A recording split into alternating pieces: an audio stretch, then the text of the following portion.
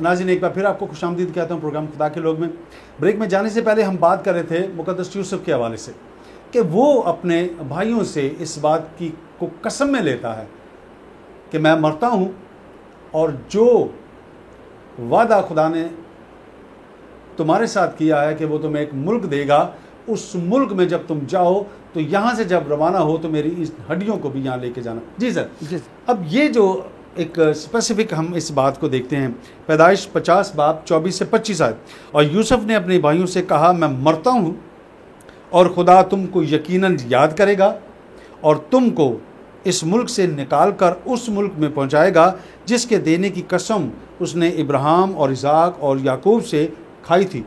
और यूसुफ ने बनी इसराइल से कसम लेकर कहा, खुदा यकीनन तुमको याद करेगा, सो तुम, गौरतलब बात है, सो तुम ज़रूर ही मेरी हड्डियों को यहाँ से ले जाना।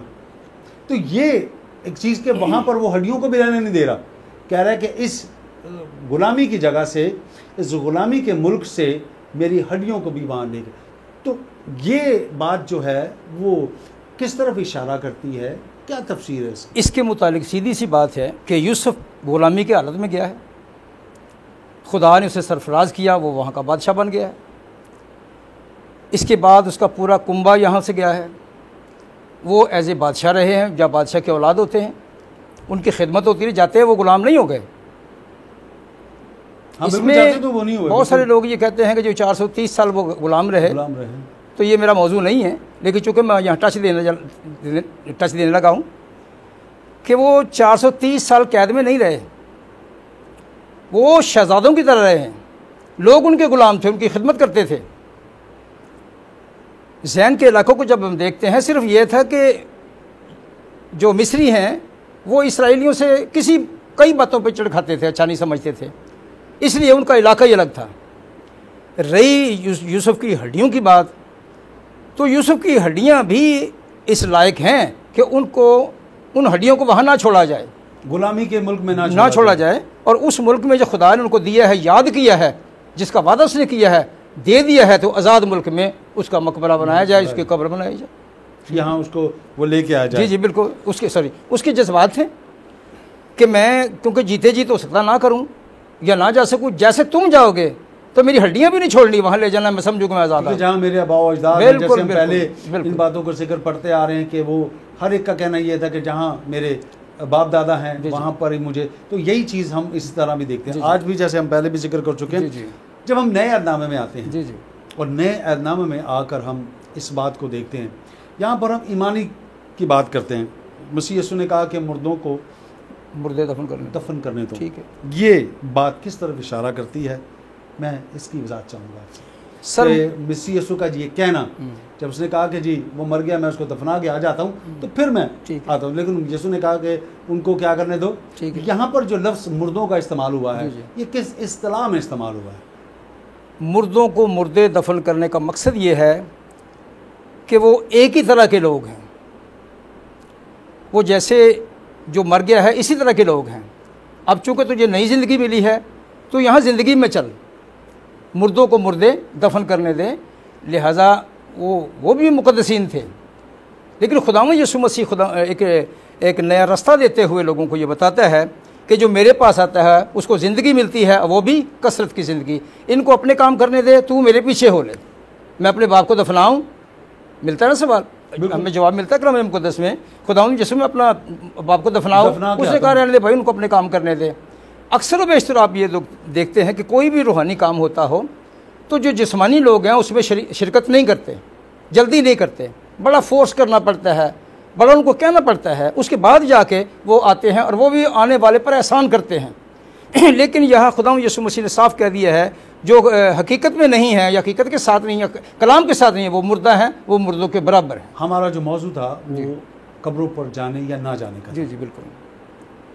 हम वापस वहीं पर आते हैं, उन्हें पूछना या जाकर वहाँ अकीदत के साथ जाना ये जायज़ नहीं है, लेकिन आप अपने प्यारों की याद में वहाँ जा सकते हैं। क्या ये दुरुस्त है? पसंद मैंने अर्ज़ की थी शुरू में कि हमें जाने में कोई मुज़ायका नहीं है।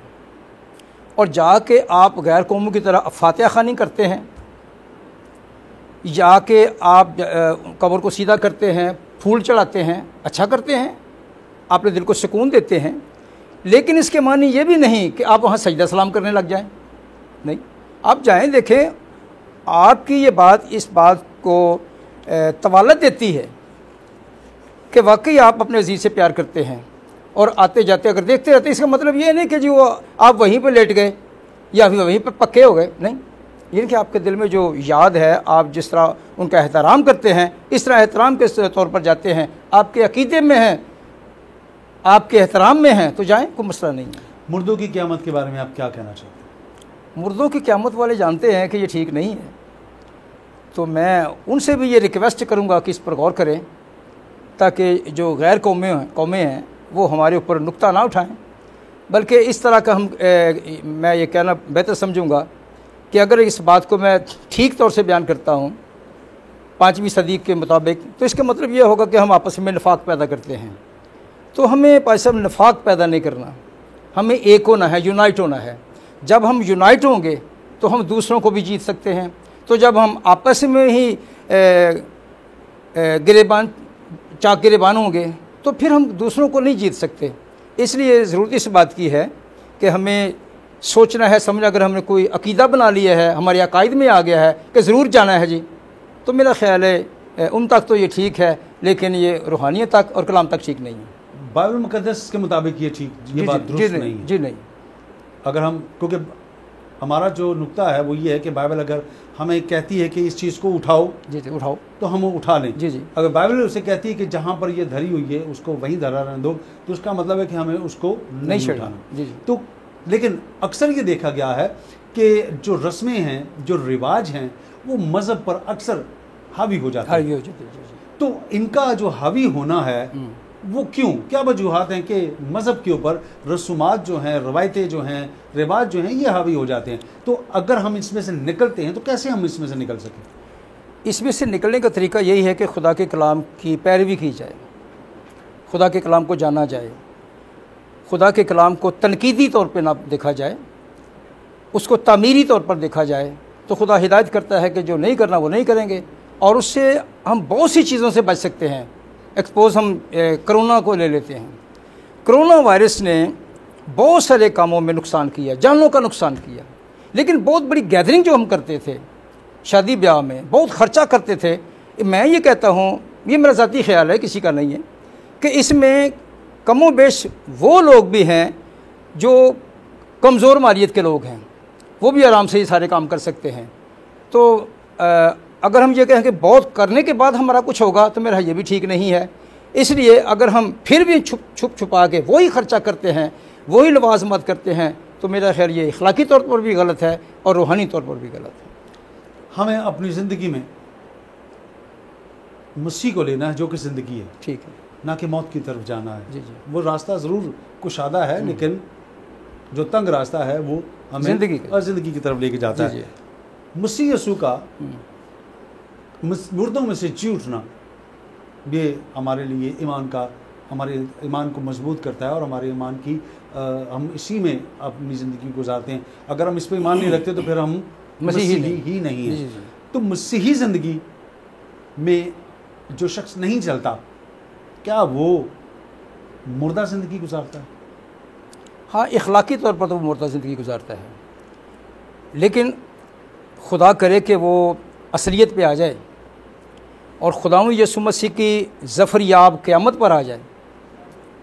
जब वो खुदावंद यीशु मसीह की ज़फ़रयाब क़यामत को जान लेगा कि उसने मेरे लिए कफ़ारा दिया है, तो मुड़ जाएगा, खुदा उसको माफ़ कर देगा, वो सीधी राह पर आ जाएगा, ज़िंदगी में आ जाएगा। जी। मैं आज के इस मौजू के हवाले से अगर कोई पैगाम, कोई बात जो आप समझते हो कि ये बहुत ज़रूरी है कि हम आवाम तक इस बात को लेके जाएं, जो हमें देख रहे हैं, जो हमें सुन रहे हैं, तो मैं चाहूँगा कि आप ज़रूर अपना पैगाम जो है वो जो कलीसिया हमारी देख रही है, सुन रही है, उसको ज़रूर कोई पैगाम दें। जिस तरह हम बात कर रहे थे या हमने सारी बात सुनी है, इसका लबेलुबाब ये है कि हमें अपने बुज़ुर्गों को भूलना तो नहीं, उन्हें याद रखना है, और कभी मौका मिले तो हमें उनकी कब्र पर भी जाना है और इस बात को याद रखना है कि ये हमारे बुज़ुर्ग हैं और हमने भी यहाँ एक दिन आना है। लिहाजा हमें इस बात का ख्याल ये करना है कि हमें ना तो पूजा पाठ करनी है और ना वहाँ दिए जलाने हैं, ना मोमबत्तियाँ जलानी हैं, बल्कि इखलाकी तौर पर या याद के तौर पर जाना ये बुरा नहीं है। इसलिए मज़हब में अगर ये देखा जाए तो मज़हब में ये दुरुस्त नहीं है। शुक्रिया भाई साहब, बहुत बहुत शुक्रिया, थैंक यू वेरी मच। नाज़रीन, आपने आज की इस गुफ्तगू को सुना। जैसा हमने पहले इस बात को कहा था कि हम रिवाजों में, हम रस्मों में हम इस बात को देखते हैं कि हम जब अब हमसे कोई हमारा प्यारा जुदा हो जाता है, हमसे वो दूर चला जाता है, यानी इस दुनिया को छोड़कर वो दूसरी दुनिया में चला जाता है, तो यकीनन दुख और गम और तकलीफ़ ज़रूर होती है और उसे भुलाना भी इतना आसान नहीं है। लेकिन ये बात कि हम कब्र पर जाएं और फिर वहाँ पर जाकर हम कुछ ऐसी हरकत करें जो कि बाइबल के मुनाफी हैं, तो ज़रूर है कि हमें बाइबल से हमें इस बात को सीखना चाहिए और बाइबल से हमें इस बात को लेना चाहिए कि बाइबल इसके बारे में हमें क्या तालीम देती है, क्या हमें तरगीब देती है। तो ज़रूर है कि हम बाइबल को सामने रखते हुए हम इन तमाम बातों को अपनी ज़िंदगी में लें, हाँ या ना के तौर पर। इसी से आपसे इजाज़त चाहूँगा। आपसे फिर मुलाकात होगी एक नए प्रोग्राम में, नए मेहमान के साथ और नए मौजू के साथ। तब तक आप अपना ख्याल रखें, अपने बुज़ुर्गों का ख्याल रखें, खुश रहें और औरों में खुशियों को बांटें। और चलते चलते आपसे ये बात हमेशा कहा करता हूँ, अपने बुज़ुर्गों का ख्याल रखें, ख़ास तौर पर अपनी माँ का ख्याल रखें। और जो तोड़े खुदावंद ने आपको दिए हैं, उन तोड़ों को उसके जलाल के लिए, उसकी मुरादी के लिए इस्तेमाल करें। खुदावंद आप सबको बरकत दे, आमीन।